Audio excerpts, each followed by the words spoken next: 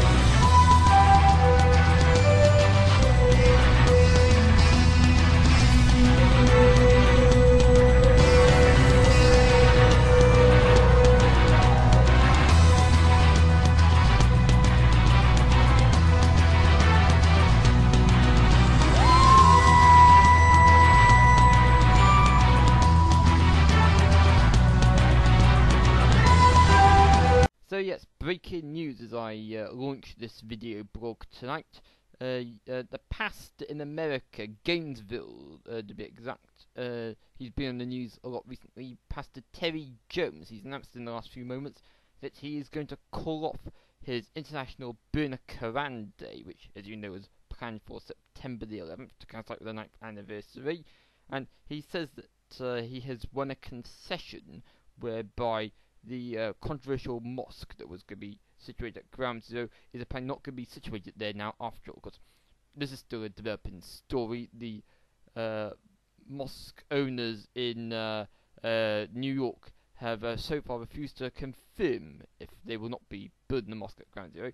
Personally, I think there should be a mosque at Ground Zero, because those hijackers, they were not following the they're not following the true path of Islam. It wasn't a state-sponsored terrorist attack. They were only saying, I choose to do this because I think my religion tells me to do this. No, they were not officially endorsed to do that by the Islamic community, and as a result, we can say that that was not an attack by Islam. That was an attack by terrorists who just happened to be Islamic.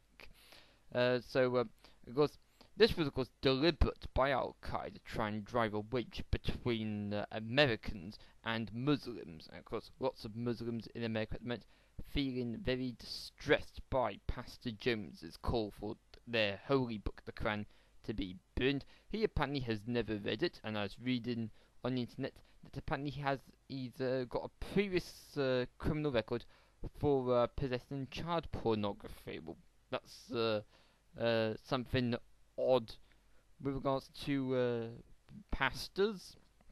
I saw in the news yesterday that he's taken to owning a gun, but he's received death threats. Again, why would a vicar need a gun? That's not a proper vicar.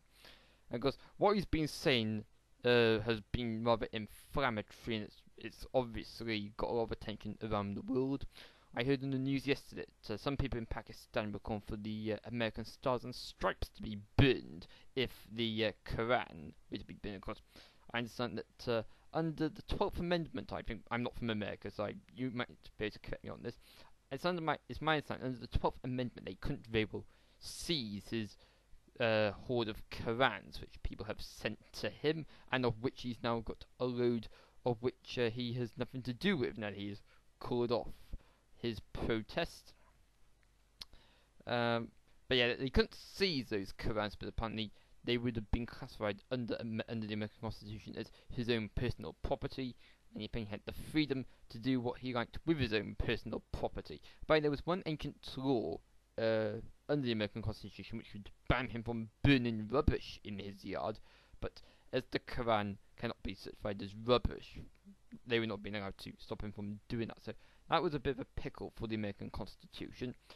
Of course, Barack Obama went on to American TV this morning and called publicly for the pastor to reconsider, and that the pastor then said that he would only call off his protest if President Obama called him personally. It's understood that President President Obama didn't speak directly with Pastor Jones, because if he did, then there would be a precedent set whereby all sorts of terrorists would be contacting President Obama saying that they would do this or that if he didn't give in to their wishes. And of course, it is the standard formula around the world that people do not negotiate with terrorists. So, now that Pastor Jones has called off International Burn a Koran Day, he says that the Koran calls September the 11th. Well, if you're in the mood for burning books on September the 11th, may I recommend that you burn Kelly Osbourne's autobiography. No particular reason why. No, I don't think there's anything wrong with this book, but I'm sure that there's going to be a whole load of people on the internet now proposing books that you can burn for some kind of pagan celebration. Because the concept of burning books goes back to the time of the Second World War. You may call it all the Jewish written books were seized by the Nazis out of the German libraries, and they were set on fire in the streets during the ethnic cleansing that went on, where the Jews were made to feel unwelcome in Germany, and their cultural identity and their cultural footprint that they left in Germany was largely eradicated. Works of art that famous Jews created were smashed up and that sort of thing. And it's fair to say that if Pastor Jones had his way, he would have wanted all traces of Islam to be wiped off the face of the earth as well, because that is not the true philosophical belief of proper Christians. I understand that Pastor Jones' son spoke to the media yesterday. He said he hasn't spoken to his father for a number of years, and he dismisses the Dove World Outreach Centre in Gainesville to be a cult.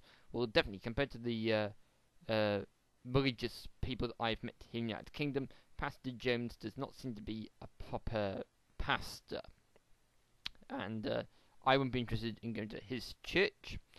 Of course, I understand that next week here in the United Kingdom, next week is the week beginning September the 13th. Well, I should have known that without looking at my calendar. It's Saturday, September the 11th, but from Monday, September the 13th onwards, in that whole week, I understand that Pope Benedict is coming to Britain, and I look forward to seeing that footage on the TV. I would have liked to have seen him in the flesh, but it's not going to be possible for me to travel to where he's going to be. I understand he's going to be in Edinburgh and apparently in Birmingham as well, but I've got other commitments elsewhere.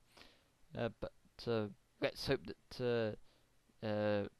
although there's a lot of atheism developing in the United Kingdom these days, let's hope that the people who worship Christianity are able to celebrate the visit of the Pope without any problems caused by extremists and general troublemakers opposed to particular religious faiths. Okay, that's all for this video blog. If you're living in the United Kingdom and if you saw Eastenders tonight featuring Peggy Mitchell being trapped in the Queen Vic fire, get out of my pub, get out of my pub. You might want to check out musings.christmas.blogspot.com, where I have left an audio boo. Of course, if you go to audioboo.fm/MrChris2004, you'll find it there as well. Okay, yeah, thanks for your time, and until next time, it's bye for now. Bye bye.